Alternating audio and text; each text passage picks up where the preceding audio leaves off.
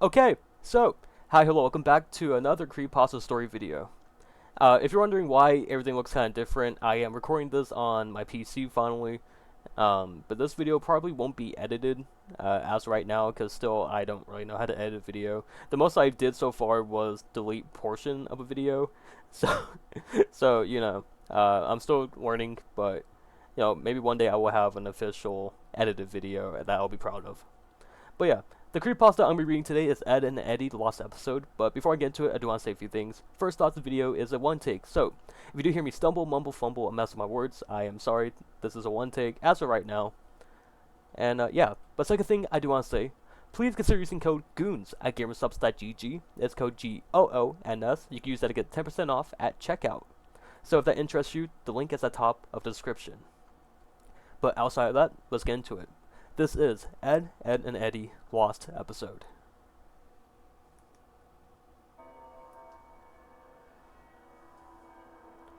As you may know, the popular show Ed, and Eddy has been running for a long time. However, between October 7th, 2003 and October 21st, 2003, episode 34 was accidentally released 1 week before it was scheduled to. It was also known to some around the office the primary writer has been sick with the flu, and instead of going on to make episode 34, the show was supposed to replay episode 1 at 5 a.m. Eastern. People reported a very disturbing new episode premiering on Cartoon Network. Some children were unfortunate enough to see it. Apparently, the quality of the episode was mediocre when held to the regular standards. The animation was choppy, and sound was constricted and very muffled. Reports of a line running up and down similar to a crappy VHS tape were received. Scenery was described as overwhelming, dark, and depressing without changing props or other background objects. It was stormy looking. Characters also behaved oddly. Instead of the normal goofy hijinks inspired personalities, viewers complained when they seemed extremely agitated and gratuitously hateful toward each other, and constantly about to begin sobbing after the lines. The protagonist also had a very bad lisp, and no one knows why, but he spoke with a sexual tone and further bothered the viewers. I was one of the viewers. The episode began when Eddy was walking down the street with Ed. I noticed that Ed was missing, and there was an angular shot coming from in front of the two to show them walking towards the viewer. He, Eddy, was wearing the angry look he does when something goes wrong. His eyes were red around the iris. Ed looked absolutely forlorn and practically dragged behind Eddy. Tears in his eyes, which were both lazy and looking in the opposite outward direction. Kevin, the series antagonist, was riding his bike opposite of the Eds, and I was going towards them. The shot became blurry and low moans were heard coming from Eddy before Kevin hit them, which never happened because the screen went to black. The screen then snapped back and Kevin was again heading towards Eddy. The view was so blurry, and this time, all I saw was a green blob headed toward a yellow one. Again, the low moan, but only this time, it sounded like the microphone was broken and a loud static came in. It was gravely overshadowed the moan.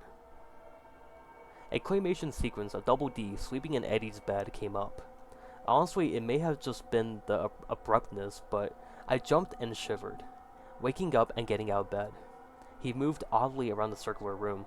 The fast pitter-patter of the footsteps being the only audio.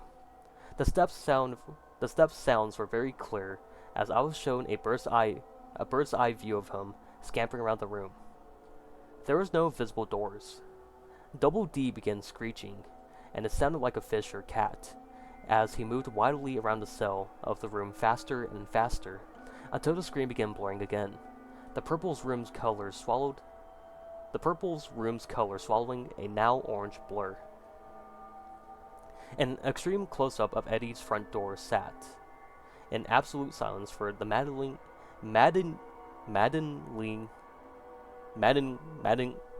a long time.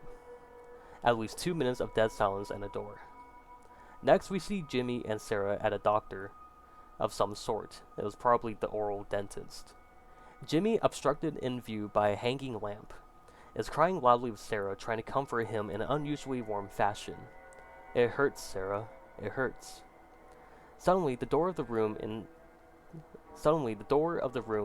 smashed open by a new character. It was a dentist. His face wasn't shown because he was tall enough to be out of the shot. Sarah was escorted out of the room, and Jimmy was shown. His headgear was mangled, the front bent upward, stretching his lip very high, and it was in tearing proportions. The front of his gums was trickling blood, and his teeth was missing. The disturbing part was he had lost both of his arms and legs beforehand, apparently, and he sat as a paraplegic. I almost cried as I came to the conclusion that the others had beaten him up and bent his headgear. The camera stayed on his mangled face for a few seconds, and he was still as a picture, and he was silent as ever. And then the commercials came on. We were instantly assaulted with a hairy wolf in his darkened shed, fisting the cow repeatedly. The visual loops gets blurry again, and the scene pans out. Naz is reading a magazine on her couch. The quality is now perfect. And Eddie is now alone, without Ed. The quality declines worse than before, and he is still waking. He is still walking. The sun now lightening the mood somewhat as he smiles and begins running. The door is shown again, and we see through Eddie's eyes as he reaches out and opens it. His house is nice and bright, but a very badly played violin is blaring. The only audio in the scene as he makes his way through the house.